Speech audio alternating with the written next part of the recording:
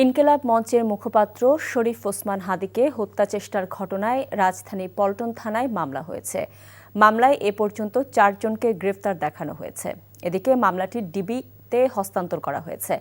ঘটনার দুদিন পর রোববার মধ্যরাতে হত্যাচেষ্টা, সংঘবদ্ধভাবে পরিকল্পিত অপরাধ, আগ্নেয়াস্ত্র ব্যবহার সহ বেশ কয়েকটি ধারায় মামলা করেন ইনকিলাব মঞ্চের সদস্য সচিব আব্দুল্লাহ আল জাবের।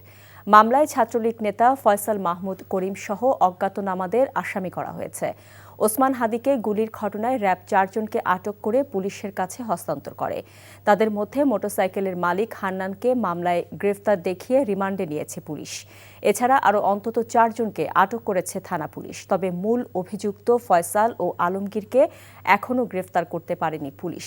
গত শুক্রবার রাজধানীর বিজয়নগরে ওসমান হাদীকে গুলি করে দুর্বৃত্তরা।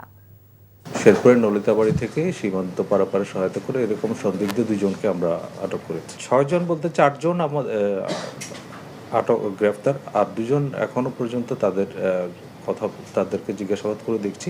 তাদের যদি সংশ্লিষ্টতা পাওয়া যায় তাহলে সেই ক্ষেত্রে তাদেরকে মামলায় গ্রেফতার দেখানো হবে। প্রধান সাসপেক্ট, তার সাথে সংশ্লিষ্টতা এবং তার ব্যাপারে তথ্য যাচাই বাছাই করা থেকে আরম্ভ করে তাদের অন্য কোনো সংশ্লিষ্টতা আছে কিনা সেগুলো আমরা খতিয়ে দেখছি।